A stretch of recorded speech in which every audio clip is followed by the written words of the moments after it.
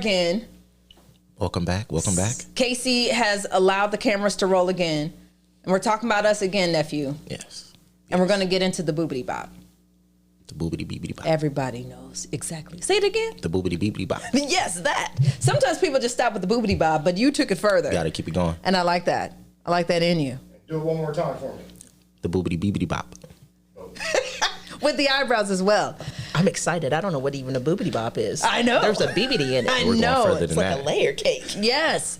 So we had a discussion not too long ago about masculinity, hypermasculinity, and how it informs how one steps into this, not just image, this experience of Black manhood, and how it then shapes how you think about intimacy, relationships, success, all kinds of stuff.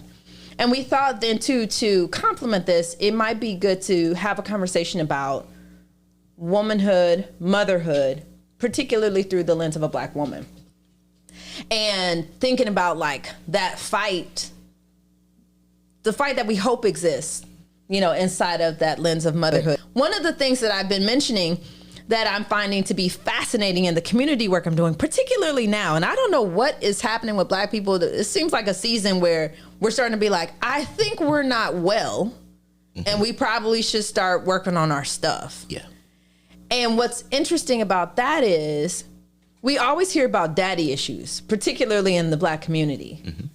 But the super secret that's in like the lockbox in the basement, behind the rug and all of that are mommy issues.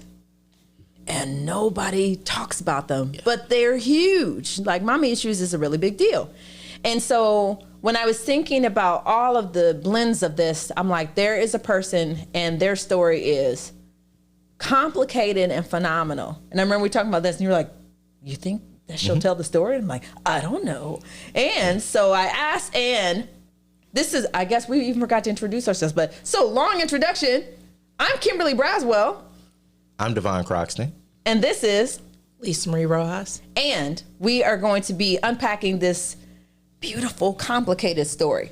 So we're starting at the beginning, this beautiful little baby that was born that, and if I can just be salty and just, nephew, I don't even want you to hear this part. Okay. Right. You already got the headphones on, right? It's not pure hater mode, but this is my sister. And when my sister was born, this is how it went. People were like, oh my goodness, this beautiful baby, she looked like, you know what happened. She looked like Sade. Oh my goodness, she looked like Sade. And they were like, hey Kim, oh my goodness, Lisa, right. Played me, nephew. And I was like, wow. I could not have been the biggest, dirtiest, grungiest tomboy though. So... But people loved her. It balanced out. She has got the doe eyes and everything. And then they were like... And then I had the Cleo cornrow, you know. But they were nice, crisscross. Though. They were nice. And and people would be like... It's not I exploited anything. Well, but they would come in the house, they'd be like, I know one of y'all's biracial. And then they look at Lisa. And I'd be like, actually, it was me. But she had the baby hair. That's usually how it starts. Can you? Why is it always the baby hair that's the Can we talk about the baby hair? Well, listen, nephew. Okay. She's in denial about her baby hair. Okay. She hasn't embraced the superpower, the gift that is baby hair. She hasn't. So she's like, oh no, my hair's just like yours. No, it's not. No, it's not. No, it's not. We don't have the same hair, and it's cool. It's fine. Her hair, she gets it wet. It's like, oh my goodness, it curled up. It's frizzy. Let me tell you what my hair looks like, nephew. That's why there's no hair. You ever seen a dandelion when it's yellow? Uh-huh. Yeah. What happens when a dandelion gets older? Describe it. Like the little things fly away. White? Yeah. Fuzzy? Fuzzy. Right. Can you imagine if that was hair? Could you get baby hair out of that? Probably not. Right. It would be difficult. Right. At best. At best. Even with a lot of chemicals and stuff, it still be. Such as the Jerry curl, right? Right. On top of that. That's Our me. audience knows about the Jerry curl now. Bam. That's me. So unfair. She hits below the belt every time. I'm the dandelion. She's the baby hair. It's all good. Yeah, but then she'd make DeBarge jokes about my family, my dad. No. Okay. That was the way of right. balancing it like, out. Okay. You know what I It's mean? not so So much there's DeBarge, no pride in it. Okay, we're going to test nephew, just generational blackness, and it's fine. And then we'll jump into the story here. Okay. But for context, it's helpful. Are you familiar with the song Caravan of Love? Stop it, Kim. Are you? Caravan of Love. Yes. Who made the song? Jasper Isley Jasper. Oh, he doesn't know. If I heard it. Ooh, he doesn't know. That's okay. Full disclosure, most of these songs I'm well aware of, but they've either been sampled and remixed and all this other stuff, and then I know the original. I'm not gonna lie to you, my left armpit is sweating a little bit. I'm a little bit uncomfortable that you don't know this. We're gonna take care of it behind the scenes. Absolutely. Here's what you need to know. At a time when Michael Jackson, his curls popping, you got Prince with the boots and the booty out and all kind of thing. Jasper Isley Jasper, they were like, you know what? I think we can still rock these 70s clothes. So we about to do a beautiful song about people.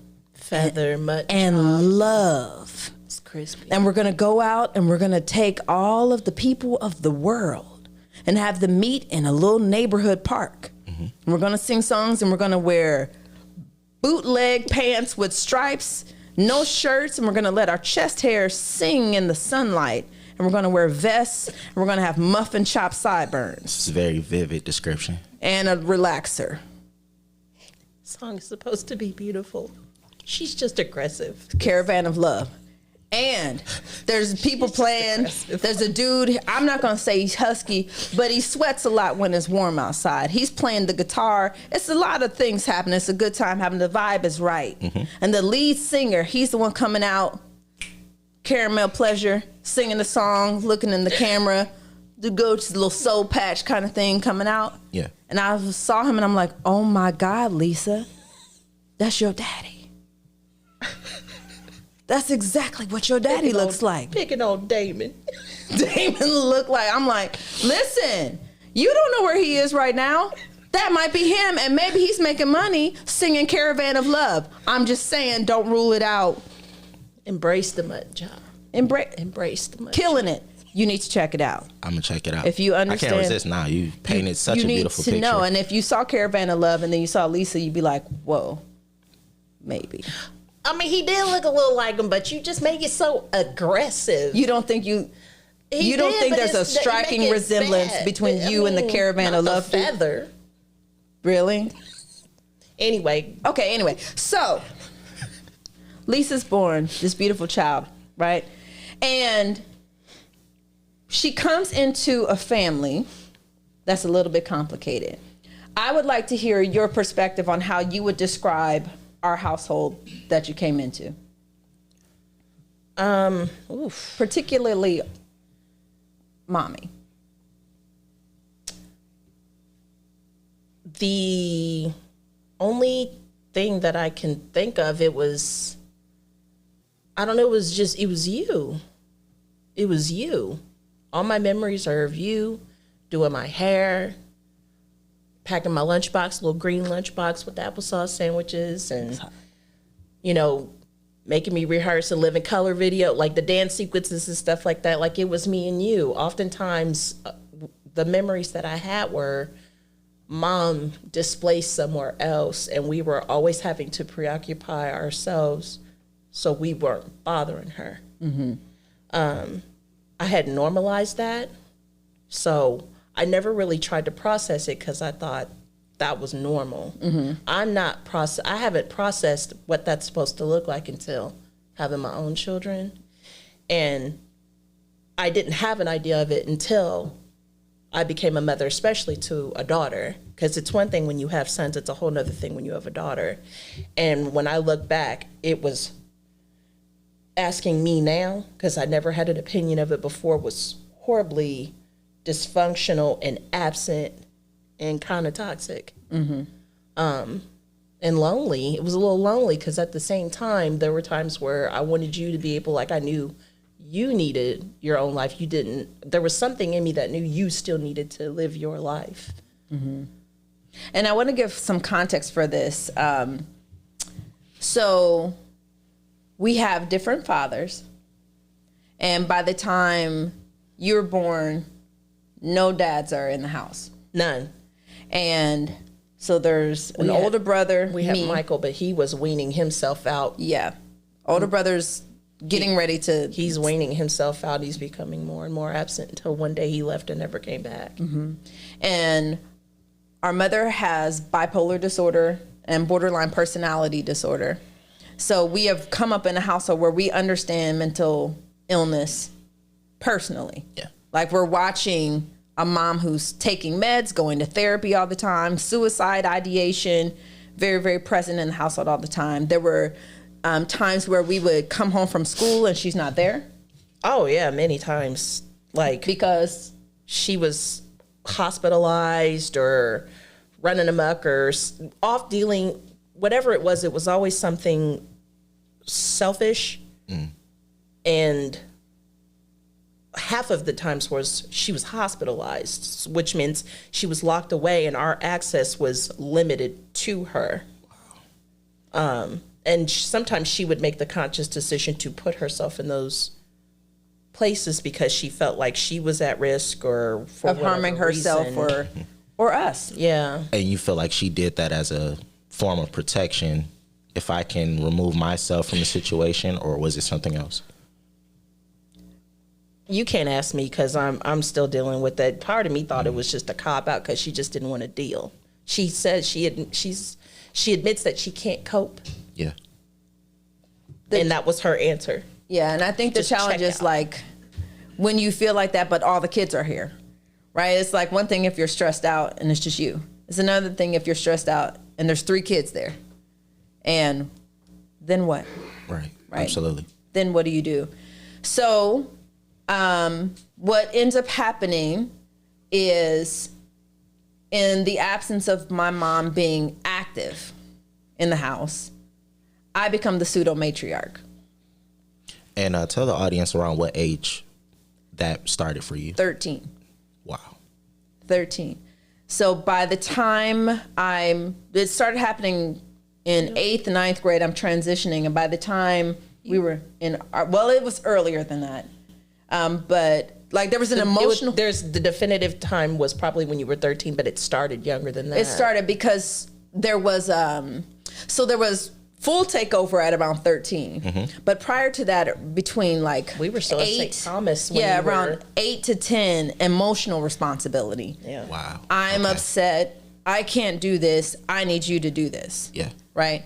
And so when that's going on, of course, a child who's 8, 10 years old, doesn't realize that they need to take over. And you're almost seeing it coming down the road. You're seeing patterns. You're seeing things unfold where it's like, wow, I might have to become a leader sooner than I thought. Not even think. It's like you do. It just needed done. Wow. It's because she wasn't doing it. It was. So imagine if I can paint a picture. Imagine it's dinner time. Mm-hmm. You're hungry. Your sibling who's younger than you is hungry. And your mom is depressed and in her room. And you know she's not coming out. And if you so much as knock on the door, it's a very negative reaction. Right. Why are you bothering me? Mm-hmm. Oh, not even that. I can't handle it. Oh, God, now what? Yeah. Like she would literally, oh God. Well, so you're discouraged from you're almost developing your routine to avoid that by the time it has to happen again. Wow. So then it's like, if I don't want that, then I need to take care of this over here. She's too little, so I'll make sure we eat your hair has to get done. So I'll do your hair. Well, what are you going to wear tomorrow? Well, I'll pick out your clothes. Well, we got to get you to the bus stop. You need a lunch. I'll pack your lunch. Yeah. So then after a while, I'm getting the clothes ready. I'm making sure you get your bath. I'm making sure you get your hair done. Yep. We sleep in the same room. Yep. So bedtime is tied to me. Yep. When you wake up in the morning, I'm waking you up. I'm making sure your teeth get brushed. Yep. What I wasn't realizing as an older sibling was she was swapping out my mom for me. Yep. You became that maternal role instantly. And that meant what I didn't realize until we were much older. In becoming that role, the maternal role, I wasn't a sister. I was just about to, absolutely. Wasn't a sister. And what I didn't realize, and I'd like you to start speaking to this, is in I'm having my own experience as the pseudo matriarch at 13, 14, 15, 16. Now, mind you, I'm also trying to go to high school and play volleyball and run track and everything. You still figuring out yourself, let alone another human. Mm-hmm. Yeah. And if we remember from past episodes, 6 high schools, we're moving all the time. Mm-hmm. And there's this role. I also didn't realize, and this is where I really like for Lisa to start digging into her story. I didn't realize while I'm in my own trauma of the experience that's completely connected to my mother trying to figure out her own trauma, my sister's experiencing her own trauma. Yeah. And I didn't know what all my sister was going through. So can you, to the extent for what you want to share and what you don't want to share, right? But what was going on leading up to Anthony? The years, like middle school, high school. Were we talking about like the rodents and everything? No. Just like any kinds of experiences where we didn't know, like friendships and like Rich Street and stuff like that. Okay, yeah. So, and then the reason why I'm asking is because one of the things that I think is significant, particularly in Black families and in stuff like this, is we can get so heavy in our own experiences. We're sitting right here with someone and not realizing what they're going through. Absolutely. Right. And so then what happens is I can't fully show up for you because I'm so heavy in mine. Mm-hmm. I didn't even recognize your signs. And not realizing, and what she and I didn't realize until later, and perhaps we'll get into that. We have this thing, the forgiveness project that we did. But one of the things we didn't realize was our traumas are linked. Mm-hmm. We didn't even know what the other one was experiencing. In the same household, triggered from the same thing, completely different trauma journey. And she didn't know mine and I didn't know hers. Now, Kim, I have a quick question for you. In the midst of you taking over this role and being more of like a mom figure, do you feel like you had to shield that trauma or shield any weaknesses because you didn't want her to see you in that light? Because now you're big sister who's responsible and you can't undermine that. What was that experience? So what it felt like is, and I'm a highly sensitive person. Sensitive, naturally I'm like a little bit flair for like, let me fall out like paper cut, I'm about to die. You know what I'm saying? Let me just fall out. But like when I realized how serious and heavy the household felt, there wasn't room for that, right? So think about it. You have a mom who's dealing with bipolar disorder, borderline personality disorder. And then for the audience too, one of the things that we don't know about is we hear about bipolar disorder and we think that's like the pinnacle. Like, oh my goodness, somebody got bipolar disorder. Somebody, and we used to be called manic depression. Oh, the bipolar disorder. There are so many mental health illnesses and mood disorders, so many different diagnoses, and we just lump stuff in. But there are some things where it's just like, you think bipolar disorder is a doozy. Borderline personality disorder is such a difficult diagnosis that there are therapists that won't take on a patient who has borderline personality disorder, where they're like, nope, won't do that. And for our mom, she had both. Yeah. And suicide ideation. And she didn't hide it. That's the thing. Very open. She was shameless about it. Like, I have memories. I'm glad, I don't think this happened with you, but my mom would go to therapy sessions and take me. She took me. Yeah, as a child. So like we would go to North Central. We just be in North Central in the therapy session. That's not supposed to happen. She would do this thing where she would like take off her nail polish. There were times where she would go to, like, we'd get our hair done and she'd get her nails done or whatever. But there were times where she would be prepping for her appointment and she would purposefully take off her makeup and her nail polish because she said that she didn't want to give the impression that she was doing better or they would stop her services. Oh, okay.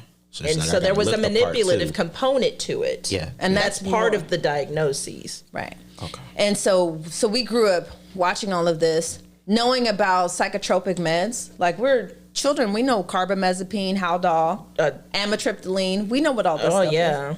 Right? Yeah. But as kids, you're trained like, I need you to go get my medicine. So it's like, give me 2 blues, a white, and and then the different 50 milligrams, 102, 4, 6, the max dose, time cycles, extended releases, all that. this medicine gives me a tremor, so I can't sign your paper. So your teacher has permission for you to sign your own schoolwork. Yep. Her hands would tremor. We would help her with her checks at Big Bear or the grocery stores, stuff like that. So during all this time, you don't have the opportunity to just be a kid. No. To just be a child in a normal world. No time. But it's a different kind of code switching, right? Yes. Because you're not at track practice, like, well, got to make sure my mom gets her meds. I'm at track practice. Who's going to understand that? Right. Lisa's in a writing club. She's a brilliant writer. You're not going to be writing about that in middle school. So you do a code switch, but you're carrying it. So what was interesting is, again, I don't know what she's carrying. She doesn't know what I'm carrying, but we fill the house. And I didn't realize until later, which is why I'm so grateful that she's willing to tell her story, that it was affecting my sister in a completely different way. Yes. Much heavier and more severe than I realized. Because I'm just like, emotionally, how I reacted, to answer your question, we did the long, extended journey, right? But what ended up happening with me is numb. Completely numb. Hard. I don't feel anything. And I mastered being numb, which is horrible, but I mastered it. Later on, I would learn that that's actually a thing. Black family, that's the thing. It's called dissociation. And it's where you just completely check out. Yep. And your brain does like autopilot this. We're here, we don't even know, we remember. As we have talked about it, and we'll unpack it a little bit, but as my sister and I talk about things from our childhood, there are things that I don't remember and she does. And it's bad for both reasons, because she remembers every detail.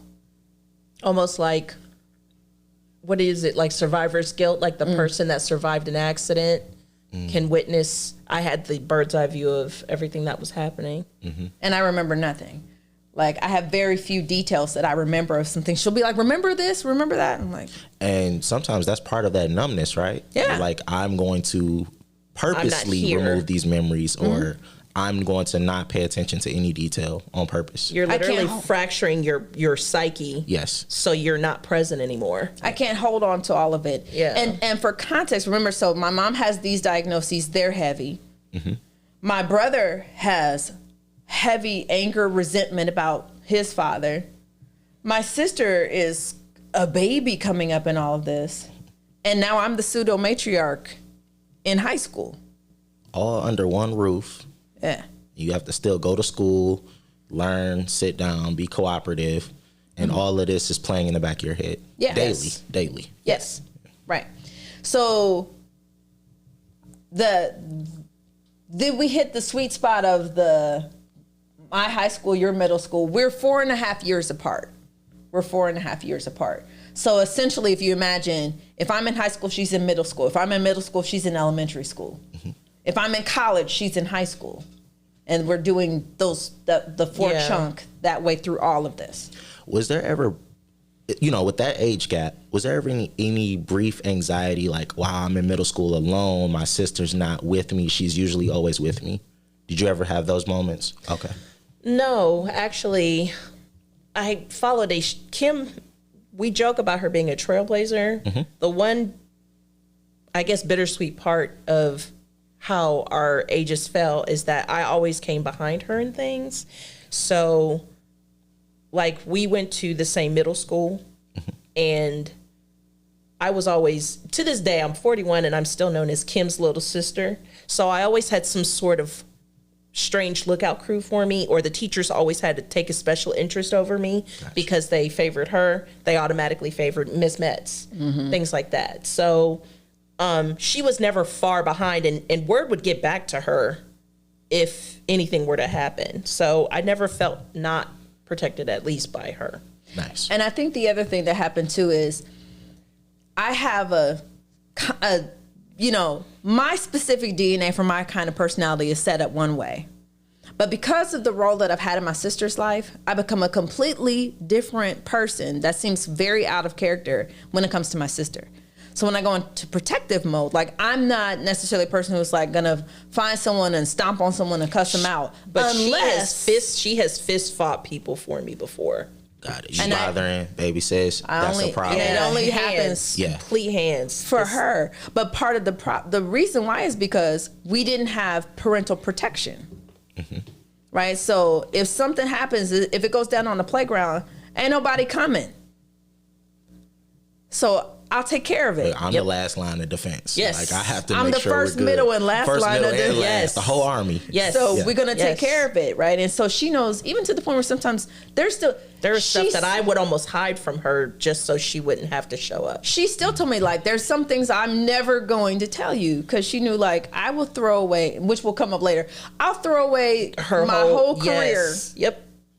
Out of defense. And I will sit down and do the time pleasantly, like. And she won't think twice about it. That's the thing. I know how. Get these 3 hots in a cot. Won't be sorry. That's Put the money on the books. That's the thing. Like, for Put real. some money on my books. Listen, don't let them have some purple Skittles in there. Be like, you good out there? Then I'm good in here. Quickly put the deed up for bail. Like, it's not even a problem. And I think because she knew that, and she knew that it was specifically for her. Yes. Like, this doesn't extend anywhere else. Not even for me. But it's for her. So she knew there were some situations. the stuff she didn't put me in. She didn't put me in. Now, if I smell something, it might go down. Dig a little deeper, figure it out. Yeah, and so she's like, she had friends. So we get into like, she had friends coming to the house, and I'm like, they talking about you behind your back. Like you could sense it. Oh, like she just knew. Oh, she was going for the jugular. She told them straight up, like, I don't like your energy.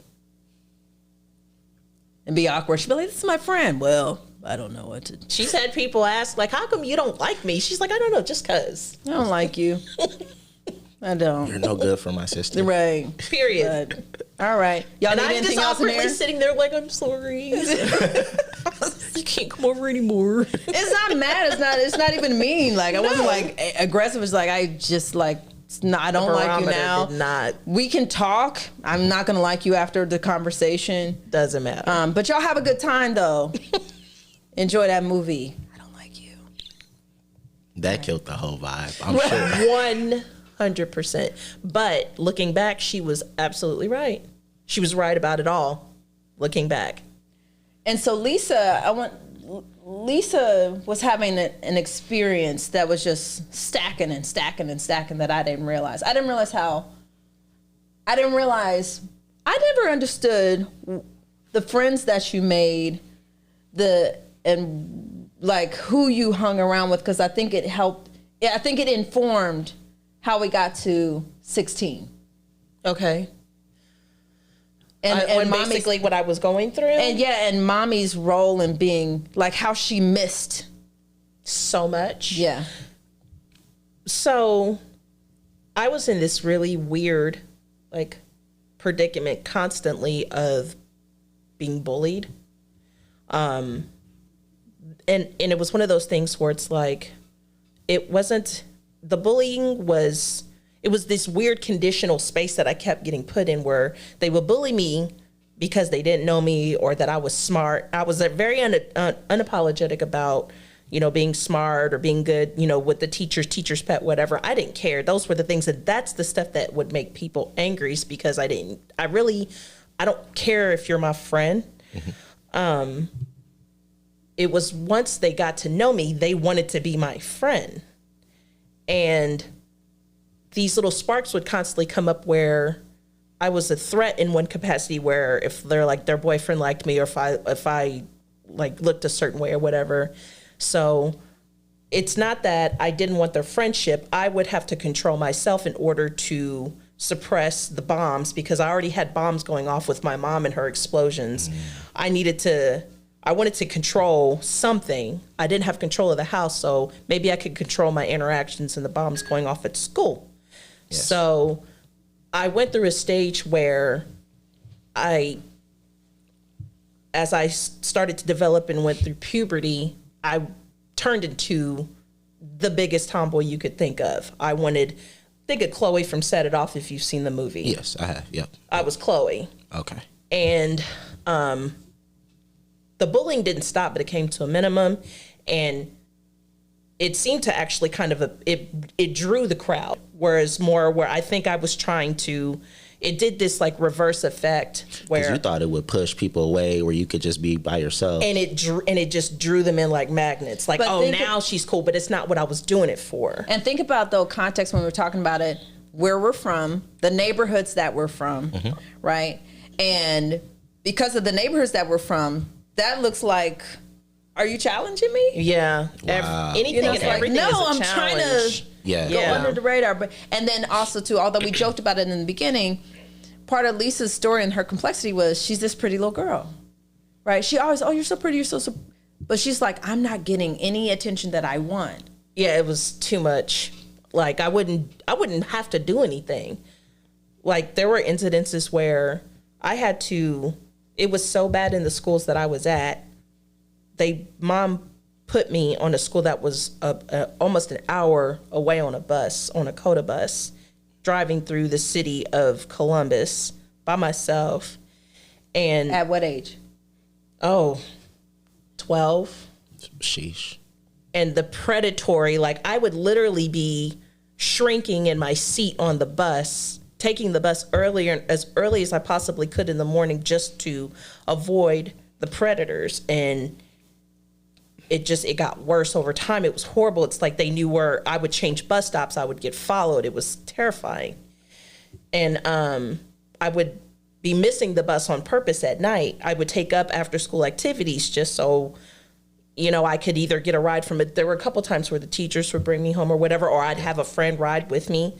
I mean, it was bad. Like I literally wouldn't be having to do anything, but the guilt was there because I didn't have anybody to talk to. I internalized that I have to be doing something wrong. Like, what am I doing to be causing this? It was confusing, but I didn't have anybody to talk to bounce that off of. Do you think mommy knew? What was going on with mommy while she had no idea. She was so self-absorbed in her misery. I think the quieter I was, the better off she was. She preferred it that way. She needed to know that. I think that the fact that I wasn't complaining and that my grades were good let her know things were okay. Literally and figuratively minimalizing your voice. Yes. No voice. And that was suppressing no voice at all. And as long as I didn't complain and my grades were good and she never got a phone call from school, she was fine. And the outburst she wouldn't have the outburst. She would stress about something. She was always stressed about something. At least it wasn't about that. Yeah. And then to your point, I'm so glad you mentioned it because the theme for our podcast this year is finding your voice. So what's interesting about this is, and you immediately identified it. You see what's happening is she's losing voice perpetually. Everywhere. At a young age, over and over and over. Yeah. Right, where then she's internalizing that safety means having zero voice. You do not speak. You do not bring any attention to yourself. Because the one times that it would backfire. I'm going to jump you. I'm going to, we're going to jump you after school or whatever. And I'd get followed. It's just. And that's external. And then internal. And then I go home and I have nobody to tell that to. Yeah. So you have no release and it's constricted, compacted in you. Yes. And so, and I'm the person. I'm her person, but I'm not her sister. Yeah, your role shift where she would have normally been able to come to you to release somebody I can relate to. Your role has shifted where that's not a normal thing anymore. I didn't want her going out because I knew what she was going to do. She was going to confront it head on. And she was a track star, a volleyball star. She was 4.0. I mean, she had great things going for her. The last thing that I wanted was her getting in trouble for me. So I knew if I told her anything, it was a wrap for them. She was going to put it on the line for 100%. And she did not hold back. For the little things that I did tell her, she did not hold back. So there were things where I'm like, nope, I'm not messing this up for her. Because I knew, strangely, I was cognizant enough to know she was going through stuff too. So there was some stuff where I'm like, nope, I have to let her have that. I have to let her have that. And then people being, I'm Kim's little sister, the teachers absolutely loved her. Like, absolutely loved her. I wanted that for her. I absolutely wanted that for her. And the last thing that I was going to do was mess that up by having her disrupt the little bit that she got for me. That wasn't, because it was at least a win for me too. But in retrospect, I hear that and I'm thinking, you sacrificed more of your voice for me. But it was a win for me because I'm Kim's little sister. Yeah, but that doesn't let you be Lisa. But then I wouldn't have had you. Mm. You were the example. Yeah. It just got, I needed that. Yeah. And I hear it. I needed that. We had nothing else. We didn't. It was really us. And so we have an older brother, but our older brother moved out the house the same year my mom had a nervous breakdown, stopped working, and I took over the family. Okay. Other brother moved out the house. So it was... He was 15. He moved out and got his own place at 15 years old. So it was my sister, my mom, and me. So it's really like whatever mommy's doing, and then us. And I'm noticing like a push and pull here. Like the moments where you guys needed each other the most are the same moments where you try to avoid each other or shield each other from like what you're going through. Yeah, because I didn't want her having my stuff. In the same way she didn't want you having her stuff. So then we're in the house of the parallel trauma stories, right? Although this is a lot, the big stuff actually happened after this. Yeah. Right? So this is moving past our mom's suicide attempt, catching that. More than one. Right? She had a couple. I move off to college, and I take all of my secrets with me. And one of the things I felt vulnerable about is when I go to college, she's there by herself. Yeah. So how are you even focusing on coursework, classes, anything with that kind of in the back of your mind? Not giving her my heaviness. And then what I didn't realize, and this is where I want you to start to, what was going on with you while I was in college? Oh. Because at this point, remember, her protector's not in the house. Yes. Right? And I was like, I'm like stink on doo-doo. Like if someone's sniffing around, I'm like, I don't like how they're looking at you. Yeah. I don't like that. I don't like this. I'm watching everything. And I'm not there now. Well, I mean, things went off the rails. You would imagine any teenager that's being unsupervised, that was never really given, I don't want to say not any proper home training, but any real direction. Structure, lack of structure. Absolutely. The worst that you could think happened, I maintained making sure she didn't get those phone calls. I maintained making sure that I stayed out of trouble.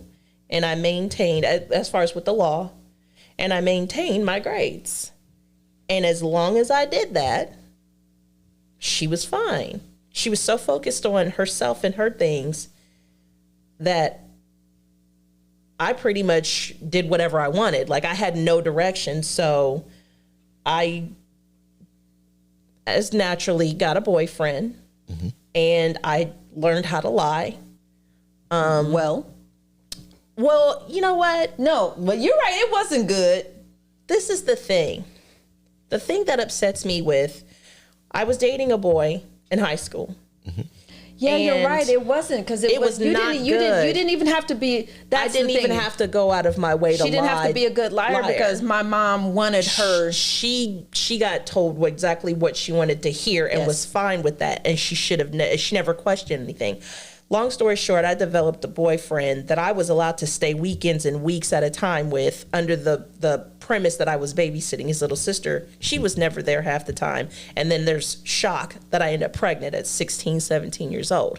Right. Now, she never fact checked anything. You should never allow your teenage daughter to spend the nights overnight with any boy's house under any circumstances. But then it goes back to where I knew that I could get away with it because it's like you never supervised me before. You didn't care before if I was getting bullied and threatened to be jumped before, if I was going to get beat up before. What makes you care if I'm out having sex?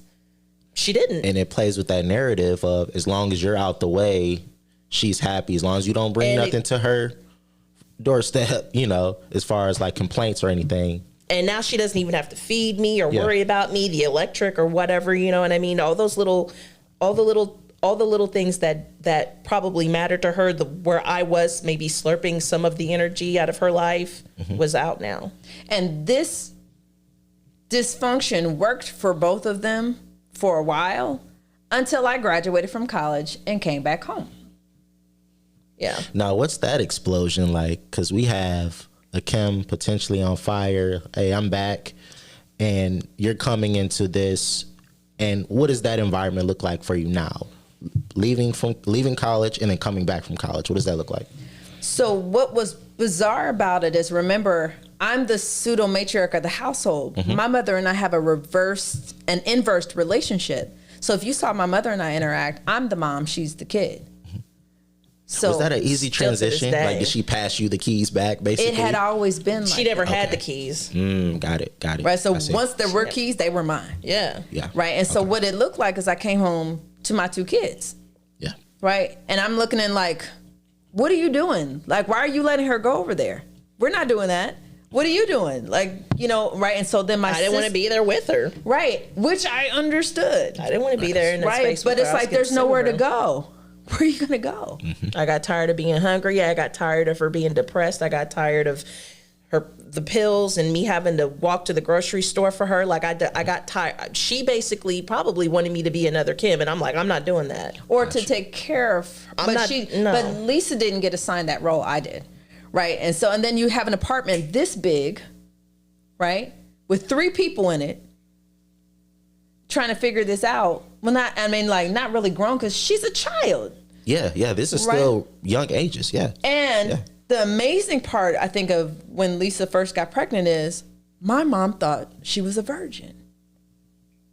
So you missed everything. A whole lot of stuff. So how would it be that I come back and I've been gone 3 years and I immediately am like, where have you been? Because I'm on Lisa. Like, nope. Yeah. Who's that? Nope. Yeah. Nope. And I'm disrupting everything. Yeah.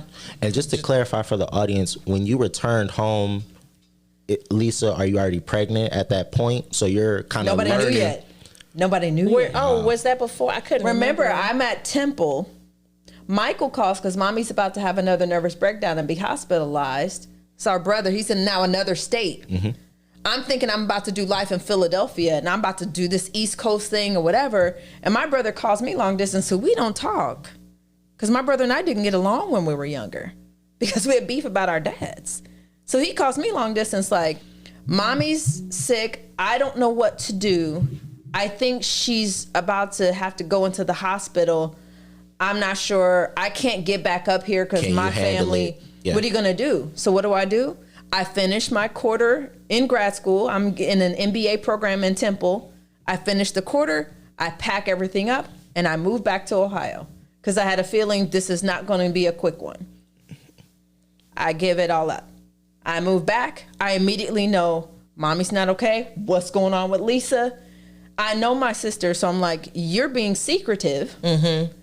So I don't know what you're doing. And I was. Something's up. Kind of like maternal instincts. Yeah, I know my instincts. baby. Yeah, right? Of course. And I think I was actually doing it a little intentionally in a way. Like some of it was just kind of blatant, just to see if does anybody care?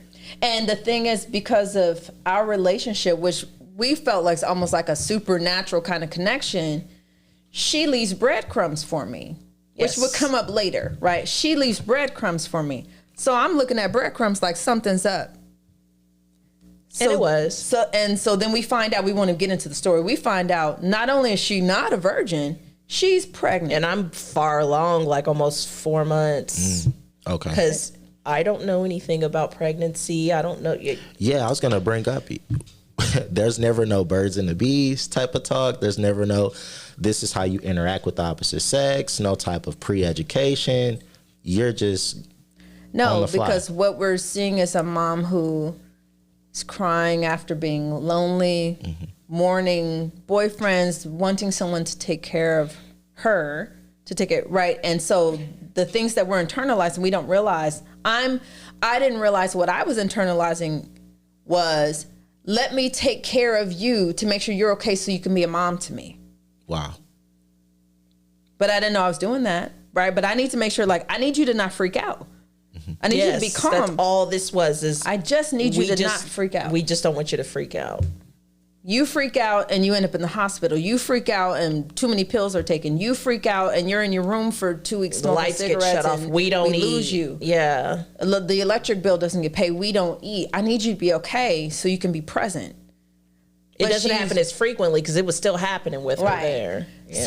So when in the absence of her being okay, I take over, this whole kind of deal. So at this point, I'm just trying to like get our arms back around this. I'm like, something's up with Lisa. Then we find out she's pregnant. Mm-hmm. Well, Lisa's been watching my mom do a horrible job of being a mom, which it took us years and a lot of therapy to be like, that wasn't good. I think we subconsciously knew that because in the beginning, I wasn't even going to have Anthony because I knew that was the whole thing. I wasn't going to have the baby. Mm-hmm. That was the part of the panic, is to get Kim on board, because I had already made the decision I was going to have it because I knew I had no idea what to do with it because nobody knew what to do with me. Yeah. And that was the panic button that I think mom hit, was not only is she pregnant, we have to save the child. That's kind of like that fear we mentioned on the previous episode, where you don't want to replicate the generational things that happen to you, right? I fear I might do the same thing that happened to me, to my child. I was terrified. Yeah. Yes. And so they get me for recon. I'm recon, right? Mm-hmm. I'm emotionless.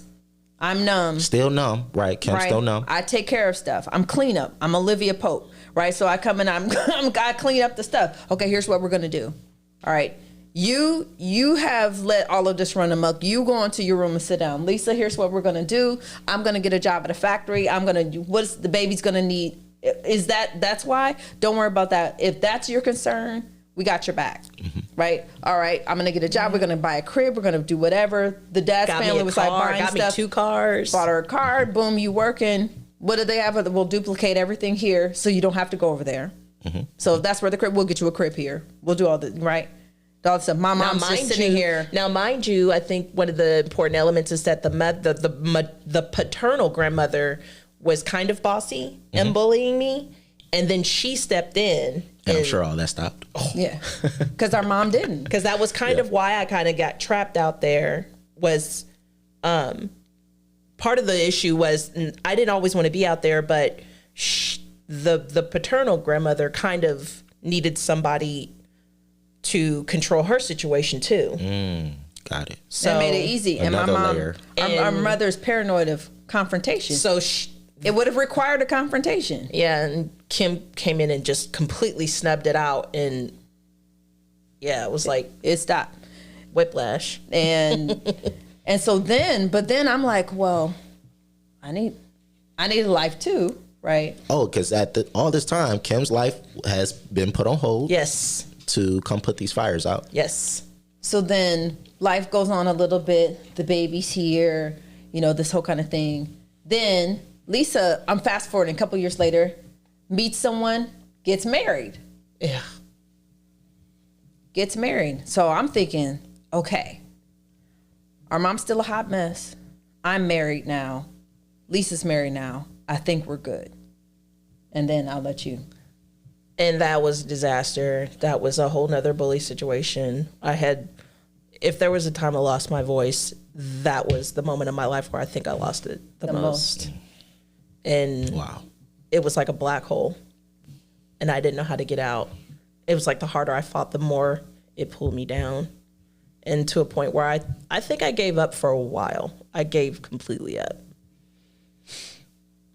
And that was also a time when our relationship was the most fractured. Yeah. Because I think because she was so heavy, she kind of stopped talking to me. And so I'm like, but we always feel connected, so we felt the disconnect. Yeah. And it was very, very painful. It was one of those things where it's like, I didn't feel like we related. I wasn't sure. It's like, where do you begin? It's not even here. This isn't even where the problem started. It's like, not only do we not have the same issues, I don't even know where to begin to start to fix it, explain it. This is my life, that's your life. Maybe this is just how it has to be. This is my response. This is what I did to myself. This is my bed. I'm going to lay in it.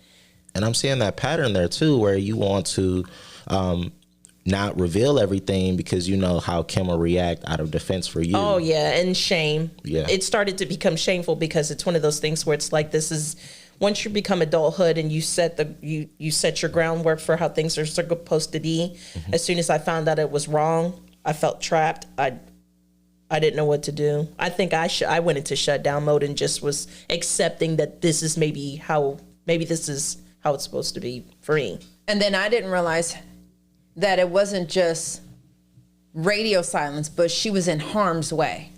Yeah. Like, not metaphorically. She was in harm's Literally. way. Emotional abuse, physical abuse, psychological abuse, neglect. And I can't get to her. Right? Like, you're over there. You're not talking to me. You're not bringing this to me. But you are probably in the darkest place you've ever been.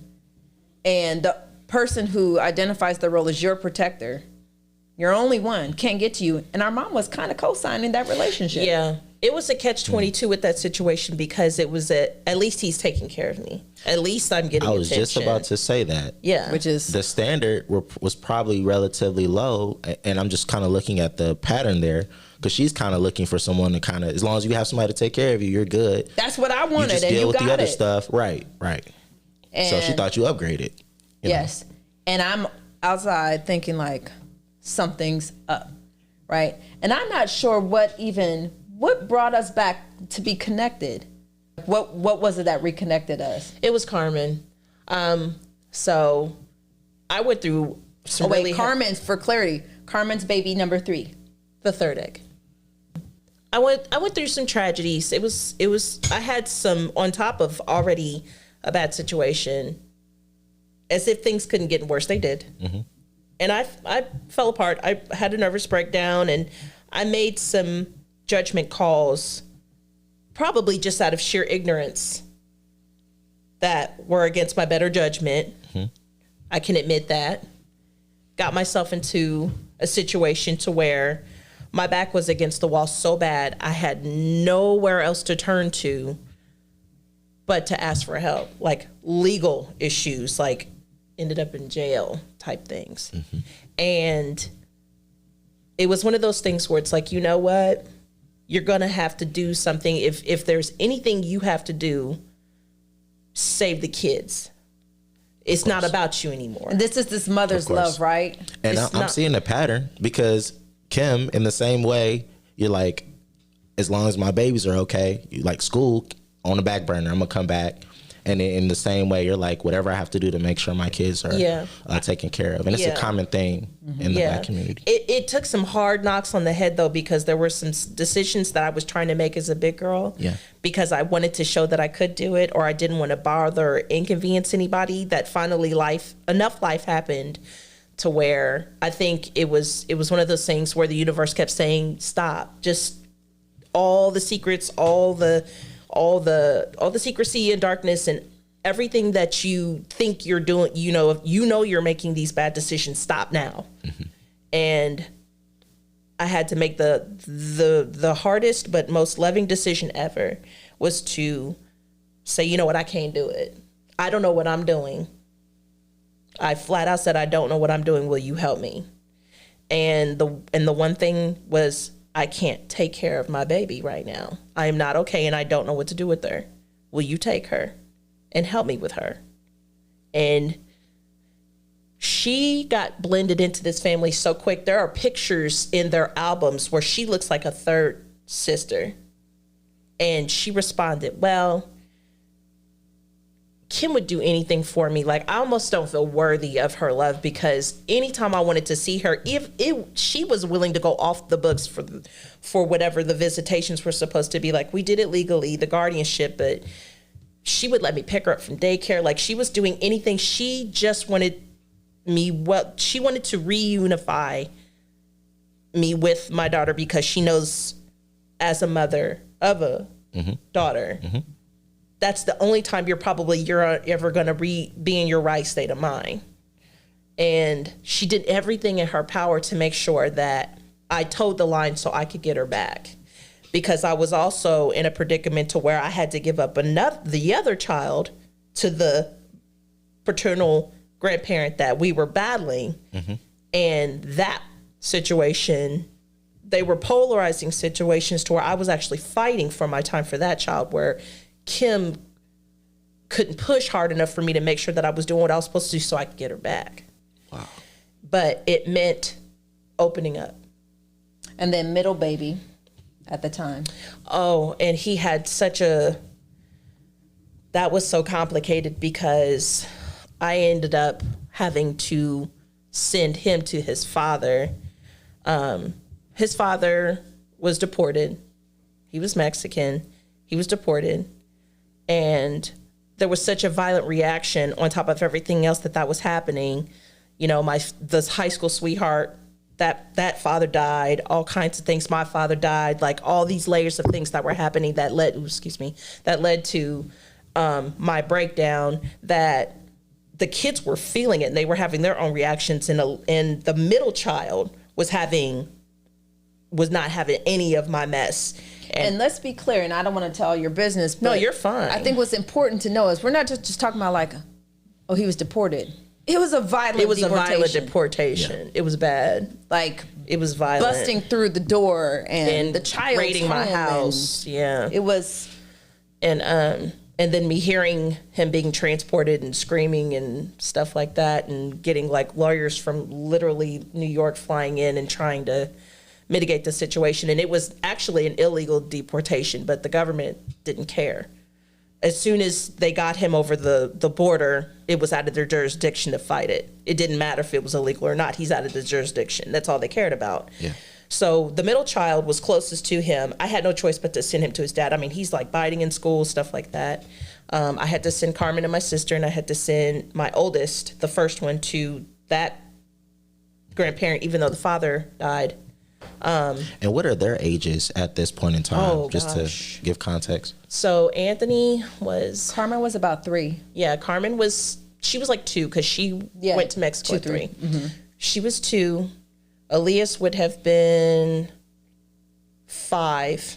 And Anthony, he's like 11. Mm-hmm. Wow. They're all real little. Okay. And now think ripples, right? That's where the babies are. 3 different places.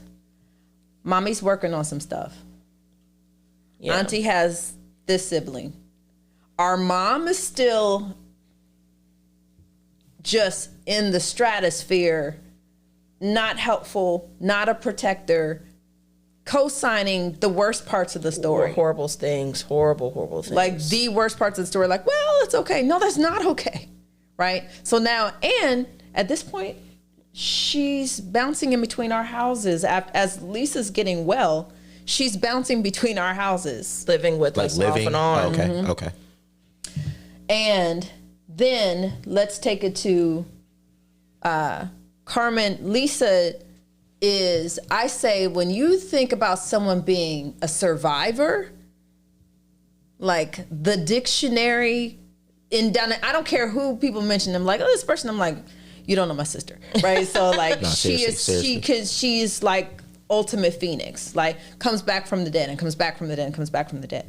Well, she comes back, she bounces back, job, money, let's get focused, gets Carmen back, and trying to like do all of this stuff the right way, the family in Mexico wants to meet the baby. Mm-hmm.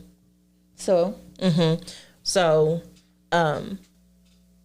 at the same time, there's an element to the story where after I was starting to get everything together, I still had a desire to get my family back together. There was a part of me that was resigned to becoming an expatriate, moving down to Mexico to have our family back together, because the middle child was already down there with the father. The pull was strong. The pull was still strong. And I want to say that's also mother's love, because that wasn't like, I want this for me. It's like the babies. Yeah, you're putting them first. Yeah. Of course. Like, I can't do this. I clearly can't do this up here by myself. Mm-hmm. So after I got everything together, I took the time that I was by myself to literally clean up a whole lot of things. And I mean, everything. Crazy tax liens where we had a business that was dissolved. I mean, everything. I grinded trying to fix everything, got my legal 2-3 jobs taken care of. 2-3 jobs, working insane hours, got Carmen back, got Anthony back, decided, okay, I don't ever want to do that again. I'm going to move down there. They want to see the baby anyway. Right. So I send the two. I send the oldest, and I want to keep my babies together. We were split up. I'm keeping my babies together. So all three of them were reunified down there in Mexico. And I took advantage up here because I was tying up affairs to move down there. Mm-hmm. And then a year, literally weeks before I go down, because I had a lot of battles up here that I had to tie up before I could go. Mm-hmm. My son gets, and this is where I think spiritual link is important to reference here. I'm going into Anthony's thing. Yeah, remember I called my sister one morning and I said, I had a dream. Remember? Yes. I woke up. I had a dream and I woke up and I started bursting into tears crying. Yes. And I woke her up. I said, I'm sorry, but I had a dream and I think it's about Anthony. Yes. And that kept happening. Yeah. And I kept dreaming. I would dream about dreams of things. I would dream about things and I would hit on things and I didn't want to tell her that she was onto something. She would have dreams about like my dad, and there were moments where I was missing him more, and she had a dream about Anthony, and I said, check on him. I don't. Wow. Just check on him. I think something's wrong. She sure did. And within weeks of me uprooting to leave, like I had already like given notices at jobs and apartments and things like that. Right after that, within days, he was literally sent back overnight, heavily addicted to drugs. And how old? Anthony. Yes, right? The oldest. Anthony at this point. He was like 15, 16. He was heavily addicted to drugs. He had been shipped off. He had been involved in the actual Mexican cartel as what's called a dog fighter, mm-hmm. where they would throw him in pit fights, and he could fight, and he would have to fight for his survival because they would tell him, if you don't get this money, we're gonna kill you. And they got him hooked on drugs, and he got mixed up into a situation, and the scary and specific incident that sent him back was, they started to, because he wanted to get out of it, they started to steal, like raid and steal from the house that he was at. And remember, he's not the biological child. So he was put out on the street. He was literally homeless in Mexico. Like, they put him out. He was being neglected. Nobody told me this.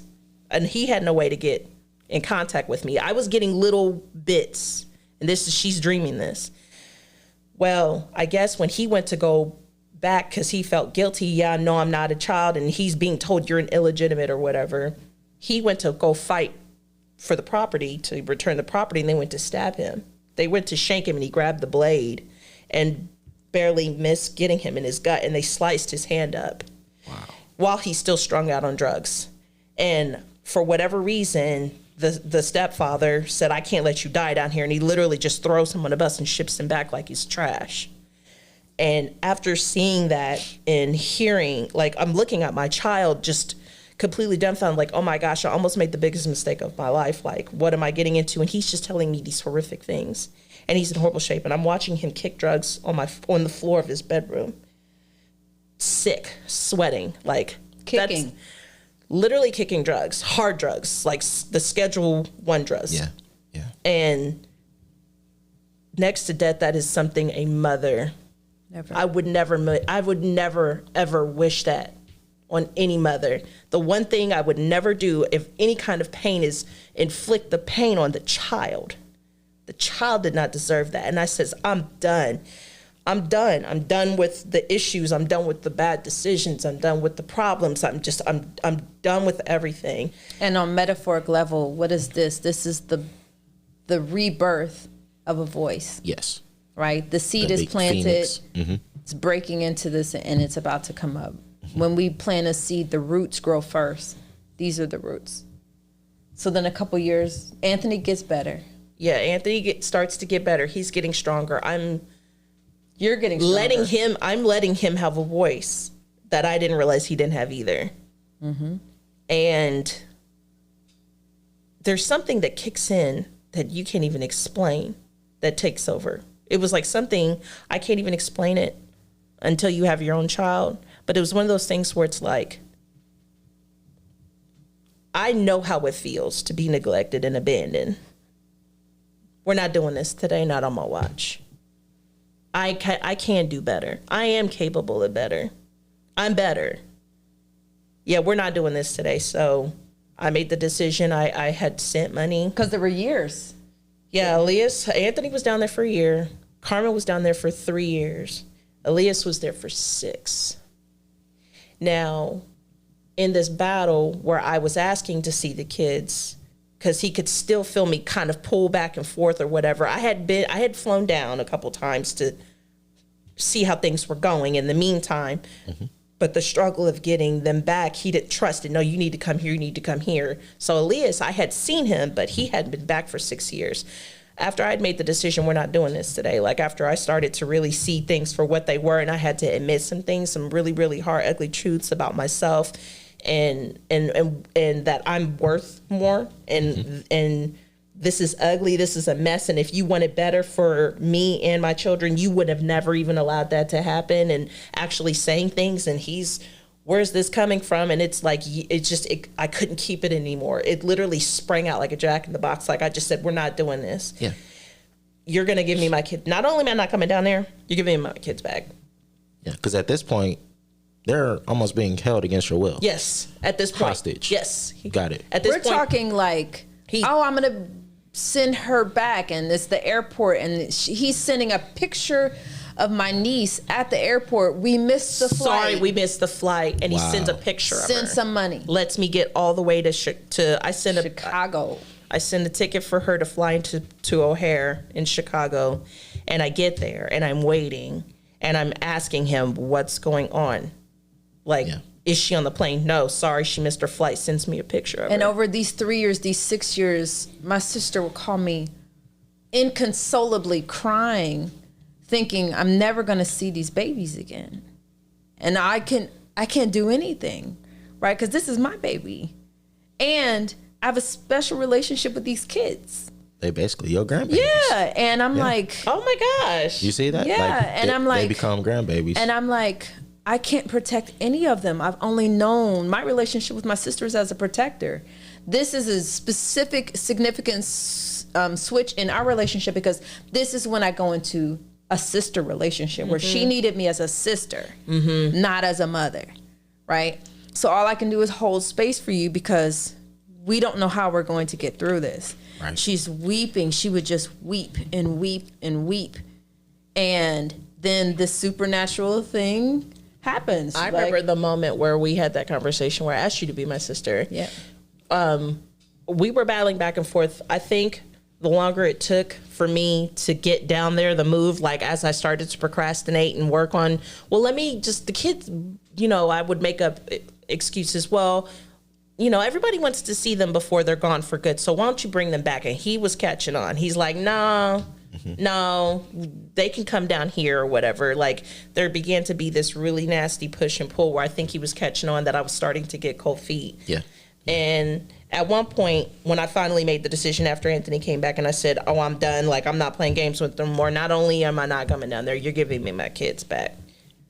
Kim kicked in the role where she was willing to do illegal things. She's like, all right, this what going down. We gonna get a room in Texas, and we gonna get a car. I was setting up master plans. Now at this point, I'm like an administrator out of college. I remember serious talking about depleting her savings. Like we gonna get. I'm gonna drain the accounts. Yep. We're gonna get a car. We gonna get a car, and we gonna get this. What'd you coyote? You called it coyote? Yeah, we gonna We gonna smuggle these kids back. And I'm like, somebody at the border. I remember that day we're on the phone. And I'm pacing in the backyard. We're in this little suburbs. I literally had, chirping. And I'm talking about, I literally had like, I'm in a suburb. I drive a Mini Cooper. I have a white picket fence suit, maybe. A dog and 2 kids, and I'm in the backyard. Like, here's how it's going down. And she was serious, and I had to stop I was like, her. so we gotta. I just need to call my other friends. Okay, so I'll call my other friends, and here's what we're gonna do, right? Because my babies. And my babies. Yeah. Okay. So you fly down. All right. I'm going to come on the bus.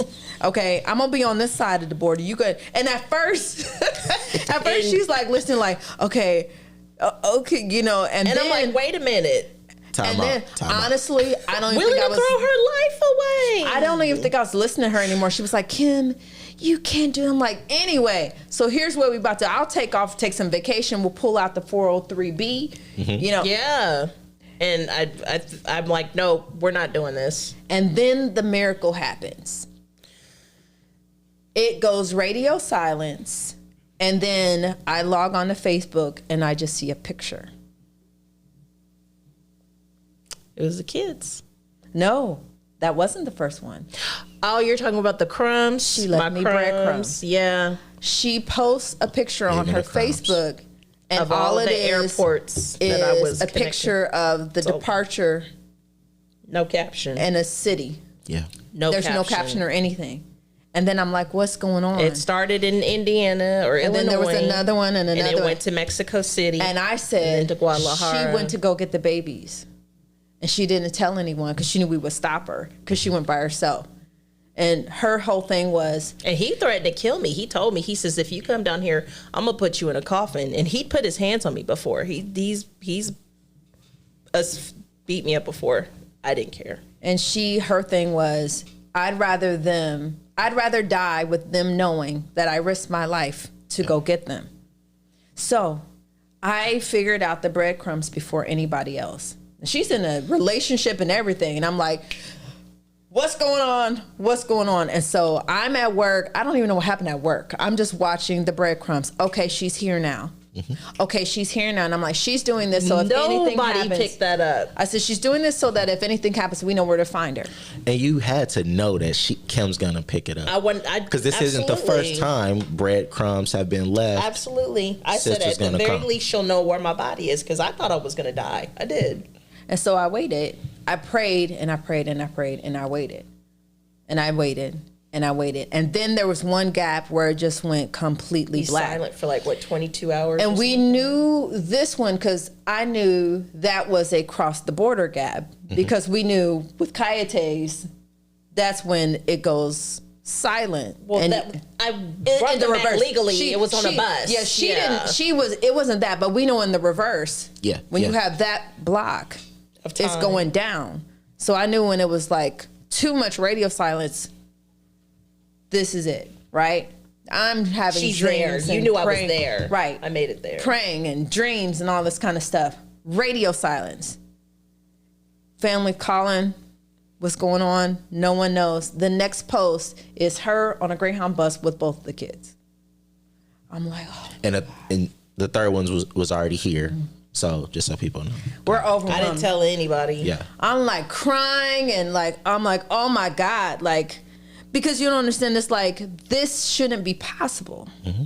But not just that this shouldn't be possible. She shouldn't even be here. If you knew all of her story, she shouldn't even be here. Mm-hmm. She's a miracle. My sister is a walking miracle. And Absolutely. She just made a miracle happen. This is a miracle.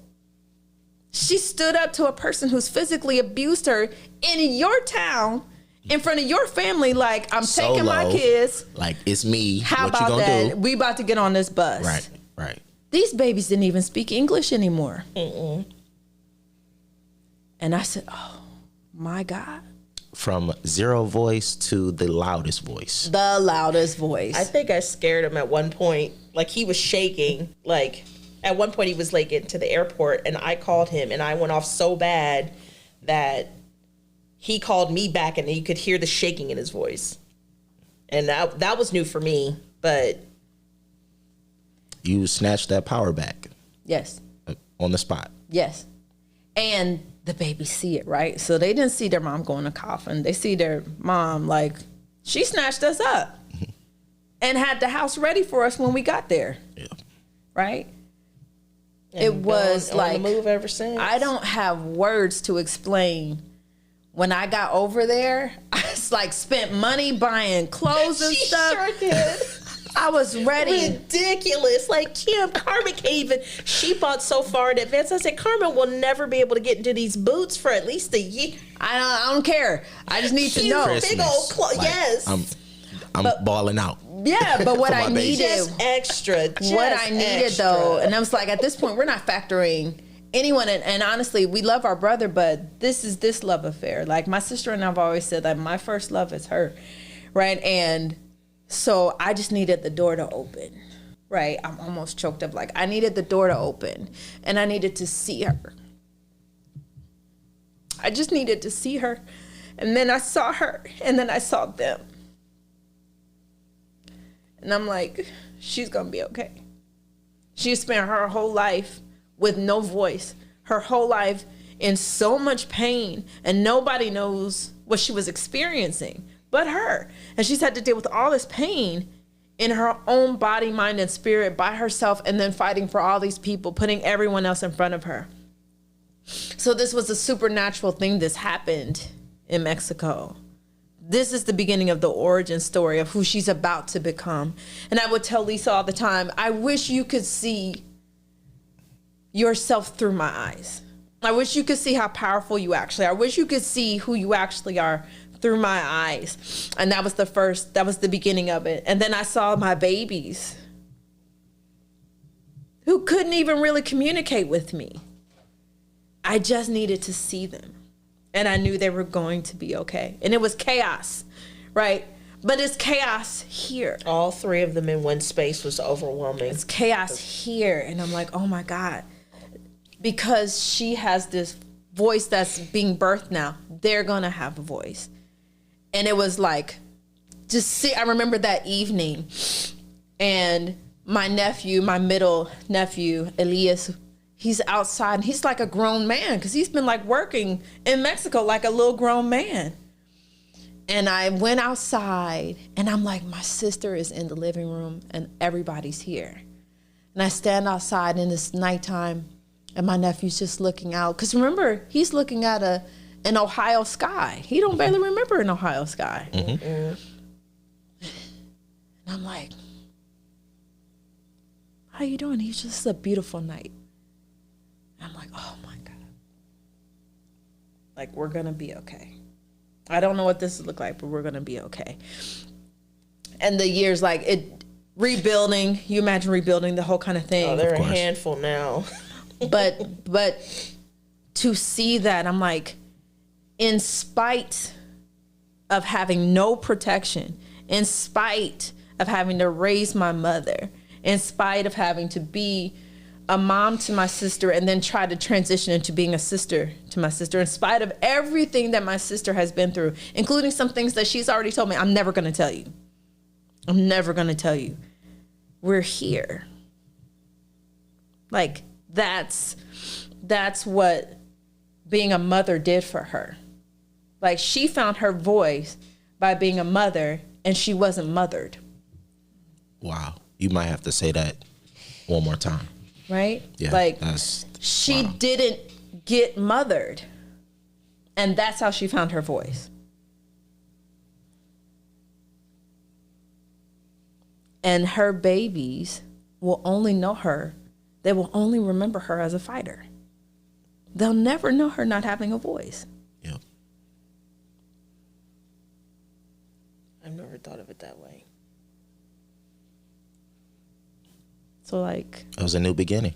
Mm-hmm. It was a new beginning, new voice, and they witnessed that transformation live when you were willing to put your life on the line for them, and for them to witness that.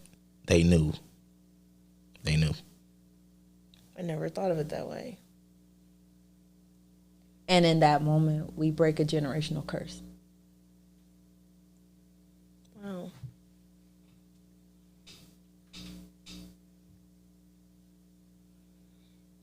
That's how it happens. Yeah. And that's how the story unfolds, folks. That's how the story unfolds. Yep. So this is maybe a proper way to just sit and appreciate silence as a voice, right? Like, absolutely. We're talking about us. These are our stories. And you said something that I want to just put in here. This is why we stopped keeping family secrets. Like, family secrets almost destroyed this family. Right? We stopped that.